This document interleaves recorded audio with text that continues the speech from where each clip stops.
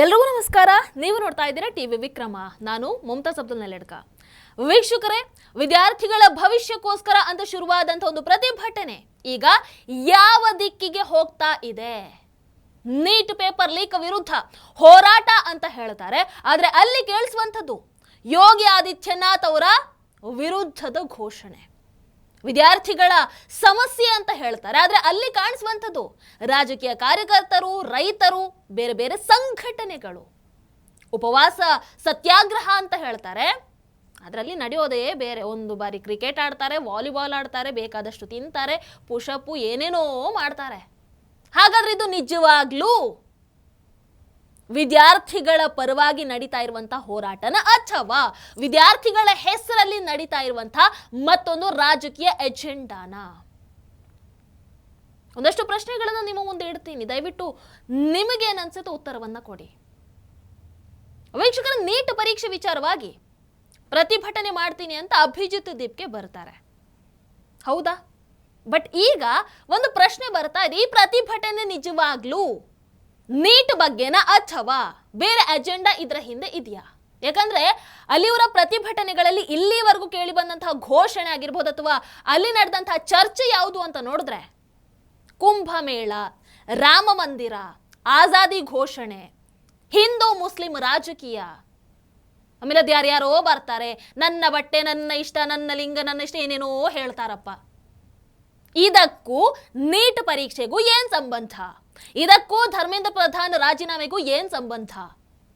ಅಥವಾ ಇದಕ್ಕೂ ಜನಜಿಗಳಿಗೂ ಏನ್ ಸಂಬಂಧ?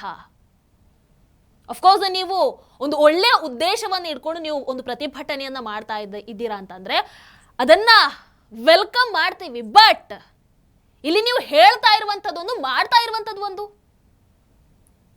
ನಿಮ್ಮ ಉದ್ದೇಶ ಸಂಪೂರ್ಣವಾಗಿ ನೀವು ಮಾಡ್ತಾ ಇರೋದಕ್ಕೆ ವಿರುದ್ಧವಾಗಿ ಕಾಣಿಸ್ತಾ ಇದೆ. ಈಗ ಒಂದು ವಿಡಿಯೋವನ್ನ ಹಾಕ್ತೀನಿ, ದಯವಿಟ್ಟು ನೋಡ್ಕೊಂಡು ಬನ್ನಿ.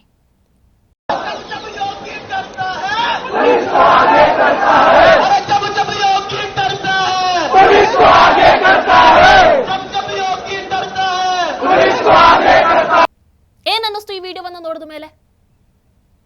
ಹಾಗಾದ್ರೆ ಇದರ ಹಿಂದೆ ರಾಜಕೀಯ ಎಜೆಂಡಾ ಇಲ್ವಾ? ನೀಟ್ ವಿಚಾರದ ಬಗ್ಗೆ ಪ್ರತಿಭಟನೆ ಅಂತ ಹೇಳೋದು. ಉತ್ತರ ಪ್ರದೇಶದ ಮುಖ್ಯಮಂತ್ರಿ ಯೋಗಿ ಆದಿತ್ಯನಾಥ್ ಅವರ ವಿರುದ್ಧ ಘೋಷಣೆಯನ್ನು ಕೂಗೋದು ಯಾಕೆ? ಏನ್ ನೀಟ್ ಪರೀಕ್ಷೆಯನ್ನ ಯೋಗಿಜಿ ನಡೆಸ್ತಾ ಇರುವಂತದ್ದ? NTA ಜವಾಬ್ದಾರಿ ಯೋಗಿ ಆದಿತ್ಯನಾಥ್ ಅವರು ವಹಿಸಿಕೊಂಡಿದ್ದಾರಾ? ಹಾಗಿದ್ರೆ ಯಾಕೆ ನೀಟ್ ಪ್ರತಿಭಟನೆಯಲ್ಲಿ ಯೋಗಿಜಿ ವಿರುದ್ಧದ ಘೋಷಣೆಗಳು ಯಾಕೆ ಬಂದವು? ಜಬ್ ಜಬ್ ಯೋಗಿ ಡರ್ತಾ ಹೈ ಪೊಲೀಸ್ ಕೋ ಆಗೆ ಕರ್ತಾ ಹೈ ಅಂತ ಹೇಳ್ತಾರೆ. ಅಂದ್ರೆ ಯೋಗಿ ಅವರಿಗೆ ಯಾವಾಗೆಲ್ಲ ಭಯ ಆಗುತ್ತೋ ಅವಾಗೆಲ್ಲ ಪೊಲೀಸರನ್ನ ಮುಂದೆ ತರ್ತಾರೆ. ನೀವು ಮೊದಲು ಈ ರೀತಿ ಘೋಷಣೆಗಳನ್ನು ಕೂಗುವುದಕ್ಕೂ ಮೊದಲು ಯೋಗೀಜಿ ಅವರ ಬುಲ್ಡೋಸರ್ ಮಾಡೆಲ್, UP ಮಾಡೆಲ್ ಅನ್ನು ಒಂದು ಬಾರಿ ನೆನಪಿಸ್ಕೊಂಡ್ರೆ ಒಳ್ಳೇದು. ಕಾರಣ ಇಲ್ಲದೆ ಏನೇನೋ ಮಾಡೋದಕ್ಕೆ ಹೋದ್ರೆ ಆಮೇಲೆ ಅವರ ಕಡೆಯಿಂದ ಉತ್ತರ ಬರುತ್ತಲ್ವಾ, ಅದನ್ನು ಸಹಿಸ್ಕೊಳ್ಳೋದು ಒಂದು ಸ್ವಲ್ಪ ಕಷ್ಟ. ಯೋಗಿ ಆಕ್ಷನ್. ವೀಕ್ಷಕರು, ಕಾಕ್ರೋಚ್ ಜನತಾ ಪಾರ್ಟಿಯ ಪ್ರತಿಭಟನೆ ಸದ್ಯದ ಮಟ್ಟಿಗೆ ಒಂದು ಕಂಪ್ಲೀಟ್ ಫ್ಲಾಪ್ ಶೋ. ಇನ್ನು ಮುಂದೆ ಇದರ ಜೊತೆಗೆ ಯಾರು ಬಂದು ಕೈ ಜೋಡಿಸ್ತಾರೋ ಗೊತ್ತಿಲ್ಲ. ಬಟ್ ಇಲ್ಲಿವರೆಗೂ ಆಗಿರುವಂಥದ್ದು ಕಂಪ್ಲೀಟ್ ಒಂದು ಫ್ಲಾಪ್ ಶೋ.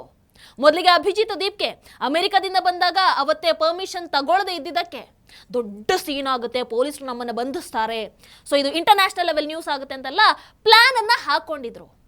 ಬಟ್ ಕೂತಿರೋದು ಯಾರಲ್ಲಿ? ಅಮಿತ್ ಶಾಜಿ, ಮೋದಿಜಿ.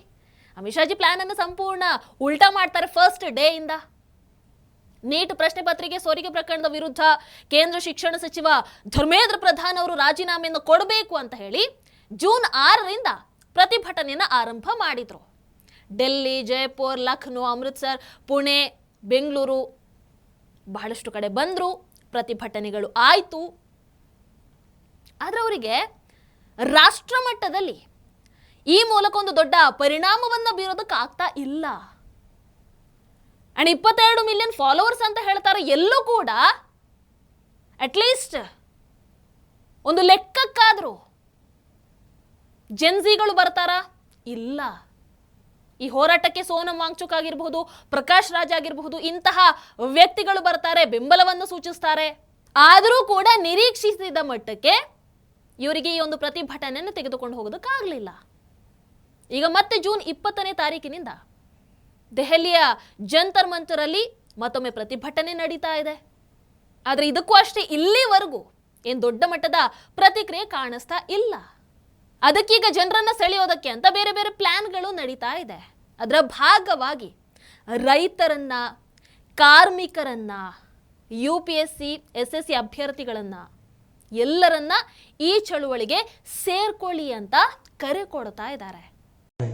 इस देश के जितने भी मजदूर हैं, मैं उन सबसे रिक्वेस्ट करता हूँ, आपके बच्चे आज अपने हक के लिए लड़ रहे हैं. वो सभी किसान नेता, वो सभी किसान भाई, सभी मजदूर अभी के अभी जंतर मंतर पहुंचे. हम कल दोपहर से यहाँ पर रुके हुए अपने हक के लिए. 12 से ज्यादा स्टूडेंट्स ने सुसाइड करी है. हम उनके लिए न्याय मांग रहे हैं. जब किसान अपने हक के लिए लड़ रहा था तब मैं खुद सिंघू बॉर्डर पर था. जब किसान अपने हक के लिए लड़ रहा था तब यहाँ जो जितने भी भाई है वो कई सारे भाई खुद सिंघू बॉर्डर पर थे. तो जब आप अपने हक की लड़ाई लड़ रहे थे हम आपके साथ थे. आज हम आपसे रिक्वेस्ट करते हैं, हमारा साथ देने आप भी आइए. ये लड़ाई आपके सहयोग के बिना पूरी नहीं होगी. ये लड़ाई आपके सहयोग के बिना आगे नहीं जा सकती. और धर्मेंद्र प्रधान का इस्तीफा, मुझे लगता है अगर किसान, इस देश का किसान हमारा साथ दे दे तो धर्मेंद्र प्रधान को तो इस्तीफा देना पड़ेगा. तो इस देश के सभी किसान भाइयों से मेरी रिक्वेस्ट है, हाथ जोड़कर आइए, इस देश के बच्चों का साथ दीजिए. जैसा इस देश के बच्चों ने आपका साथ दिया था किसान आंदोलन के वक्त, अब वक्त आ गया है आप इस देश के बच्चों का साथ दीजिए और हमारे आंदोलन का साथ दीजिए. धन्यवाद. ರೈತರು ಬಂದು ಸೇರಿದ್ದಾರೆ ಕೂಡ. होते हुए देखो, पंजाब के किसान, हरियाणा के किसान, सब किसान आ गए हैं भाई. ये देखो किसान, मैंने कहा था ना, अब भाई किसान भी आने लग गए हैं. तो भाई अब हमारा आंदोलन जोर पकड़ेगा भाई. सरकार को हमारी बात माननी पड़ेगी. अब जो बात हम, जिस चीज की हम डिमांड कर रहे हैं वो सही कर रहे हैं, बिल्कुल लीगल कर रहे हैं और लीगल तरीके से कर रहे हैं. जय हिंद, जय भारत. ಅಭಿಜಿತ್ ದೀಪ್ಗೆ ಇಲ್ಲಿ ದೆಹಲಿ ಪೊಲೀಸರು ನನ್ನ ವಿರುದ್ಧ ಕ್ರಮವನ್ನ ಕೈಗೊಳ್ಳಿ, ನನ್ನನ್ನ ಬಂಧಿಸಲಿ ಅಂತ ಬೇರೆ ಬೇರೆ ರೀತಿಯಾದಂಥ ಆಟಗಳನ್ನು ಆಡಿದ್ರು. ಆ ಒಂದು ವಾತಾವರಣವನ್ನ ಸೃಷ್ಟಿಸುವಂತ ಪ್ರಯತ್ನವನ್ನ ಈ ಕ್ಷಣಕ್ಕೂ ಮಾಡ್ತಾ ಇದ್ದಾರೆ. ಅಂದ್ರೆ ಆ ಮೂಲಕ ದೇಶದ ಒಳಗೂ ದೇಶದ ಹೊರಗೂ ಒಂದು ಸಹಾನುಭೂತಿಯನ್ನು ಪಡೆಯುವಂಥ ಉದ್ದೇಶ. ಬಟ್ ಇಲ್ಲಿವರೆಗೂ ದೆಹಲಿ ಪೊಲೀಸರಾಗಿರಲಿ, ಕೇಂದ್ರ ಸರ್ಕಾರ ಆಗಿರಲಿ, ಇವರ ವಿರುದ್ಧ ಯಾವುದೇ ಪ್ರಮುಖ ಕ್ರಮವನ್ನ ಕೈಗೊಂಡಿಲ್ಲ. ಯಾಕಂದ್ರೆ ಅವ್ರಿಗೆ ಗೊತ್ತು, ಜಾಸ್ತಿ ಎಂಟರ್ಟೈನ್ ಮಾಡುವಂಥ ಅವಶ್ಯಕತೆ ಇಲ್ಲಿವರೆಗೂ ಬಂದಿಲ್ಲ. ಅಂತಹ ಪರಿಸ್ಥಿತಿ ನಿರ್ಮಾಣ ಆದರೆ ಅದನ್ನು ಹೇಗೆ ಹ್ಯಾಂಡಲ್ ಮಾಡಬೇಕು ಮಾಡ್ತಾರೆ. ಆಮೇಲೆ ಇವರದು ಈ ಜನಜಿ ಪ್ರತಿಭಟನೆಗಿಂತ ಒಳ್ಳೆ ಪಿಕ್ನಿಕ್ ಬಂದ ಹಾಗೆ ಆಡ್ತಾ ಇರ್ತಾರೆ. ಕೆಲವೊಮ್ಮೆ ಅದೇನು ಪುಷಪ್ ಮಾಡ್ತಾರೆ. ಅಭಿಜಿತ್ ದೀಪ್ಗೆ ನೋಡಿದ್ರೆ ಒಂದು ಬಾರಿ ಕ್ರಿಕೆಟ್ ಆಡ್ತಾರೆ, ಮತ್ತೊಮ್ಮೆ ನೋಡಿದ್ರೆ ವಾಲಿಬಾಲ್ ಆಡ್ತಾ ಇರ್ತಾರೆ. 5 ನಿಮಿಷ ಭಾಷಣ ಮಾಡ್ತಾರೆ.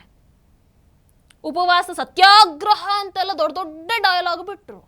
ಆಮೇಲೆ ನೋಡಿದ್ರೆ ಟೈಮಿಗೆ ಊಟ ಬರ್ತಾ ಇದೆ, ಚೆನ್ನಾಗಿ ತಿಂತಾ ಇದ್ದಾರೆ.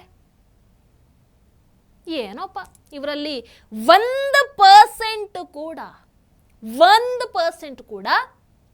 ವಿದ್ಯಾರ್ಥಿಗಳ ಸಮಸ್ಯೆಗಳ ಬಗ್ಗೆ ಯಾವುದೇ ಕನ್ಸರ್ನ್ ಇರೋ ಹಾಗೆ ಕಾಣಿಸ್ತಾ ಇಲ್ಲ.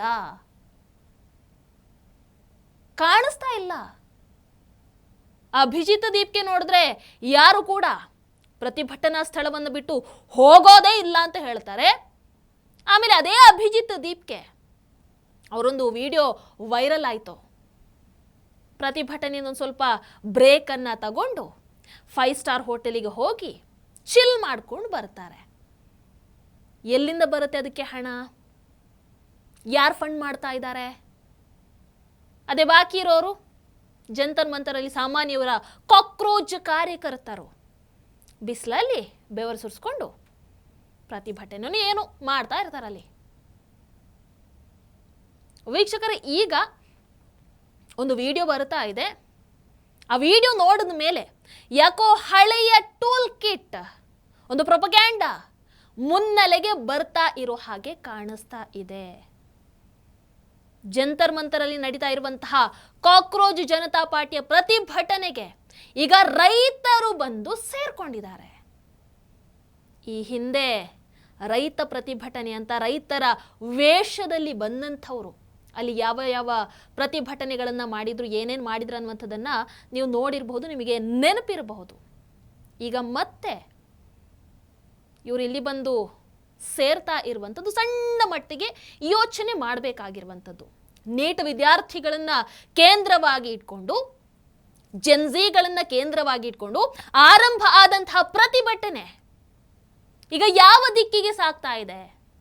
ಇಲ್ಲಿ ರೈತರು ಯಾಕೆ ಬರ್ತಾ ಇದ್ದಾರೆ? ಇವ್ರು ಯಾಕೆ ಕೈ ಜೋಡಿಸ್ತಾ ಇದ್ದಾರೆ? ಹಾಗಾದ್ರೆ ನಾಳೆ ಇನ್ನು ಯಾರ್ಯಾರನ್ನೆಲ್ಲ ಇವ್ರು ಕರೆತರ್ತಾರೆ? ಇದು ವಿದ್ಯಾರ್ಥಿಗಳಿಗೋಸ್ಕರ ನಡೀತಾ ಇರುವಂಥದ್ದು. ವಿದ್ಯಾರ್ಥಿಗಳು ಬರ್ತಾ ಇಲ್ಲ ಯಾಕೆ? ಜೆನ್ಝಿಗಳನ್ನ ಕೇಂದ್ರವಾಗಿ ಇಟ್ಕೊಂಡು ನಡೀತಾ ಇರುವಂಥದ್ದು. ಜೆನ್ಝಿಗಳು ಬರ್ತಾ ಇಲ್ಲ ಯಾಕೆ? ಒಂದು ವಿದ್ಯಾರ್ಥಿ ಚಳುವಳಿ ನಿಧಾನವಾಗಿ ಯಾಕೋ ಬೇರೆ ಕಡೆಗೆ ತಿರುಗ್ತಾ ಇದೆ. ನೀಟ್ ಪೇಪರ್ ಲೀಕ್, NTA ಸುಧಾರಣೆ, ವಿದ್ಯಾರ್ಥಿಗಳ ಭವಿಷ್ಯದ ಬಗ್ಗೆ ಕೇಂದ್ರೀಕರಿಸಬೇಕಾಗಿದ್ದಂತಹ ಒಂದು ಹೋರಾಟ ಈಗ ಬೇರೆ ಬೇರೆ ಗುಂಪುಗಳು ಸೇರ್ಕೊಳ್ತಾ ಇರುವಂತಹ ಒಂದು ವೇದಿಕೆ ಆಗ್ತಾ ಇದೆ. ಈ ವೇದಿಕೆ ಅಥವಾ ಇವರ ಹಿಂದಿನ ಉದ್ದೇಶ ಏನು ಅನ್ನುವಂಥದ್ದು ಇನ್ನೂ ಅರ್ಥ ಆಗ್ತಾ ಇಲ್ಲ. ಇದರ ಬಗ್ಗೆ ಅಭಿಜಿತ್ ದೀಪ್ಕಿನ್ ಉತ್ತರವನ್ನು ಕೊಡಬೇಕು. ಇದು ವಿದ್ಯಾರ್ಥಿಗಳ ಹೋರಾಟನ ಅಥವಾ ಇದರ ಹಿಂದಿನ ನಿಜವಾದ ಉದ್ದೇಶ ಏನು? ಏನು ಪ್ರೊಪಗ್ಯಾಂಡ ನಡೀತಾ ಇದೆ? ನಿಮ್ಗಳ ಹಿಂದೆ ಯಾರಿದ್ದಾರೆ? ಯಾರು ಫಂಡ್ ಮಾಡ್ತಾ ಇದ್ದಾರೆ? ಇದಕ್ಕೆ ಜೆನ್ಝಿ ಹೆಸರನ್ನು ಕೊಟ್ಟಿರುವಂಥ ಉದ್ದೇಶ ಏನು? ನೋಡೋಣ ಮುಂದೆ ಏನಾಗುತ್ತೆ. ಈಗ ರೈತರು ಸಣ್ಣ ಮಟ್ಟದಲ್ಲಿ ಬಂದು ಜಾಯಿನ್ ಆಗಿದ್ದಾರೆ.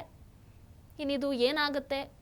ಒನ್ಸ್ ಅಗೇನ್ ಫ್ಲಾಪ್ ಆಗುತ್ತಾ ಅಥವಾ ಇದನ್ನು ಏನೋ ದೊಡ್ಡ ಮಟ್ಟಕ್ಕೆ ತೆಗೆದುಕೊಂಡು ಹೋಗುವಂಥ ಪ್ರಯತ್ನಗಳು ನಡೀತಾ ಇದೆ? ಗೊತ್ತಿಲ್ಲ.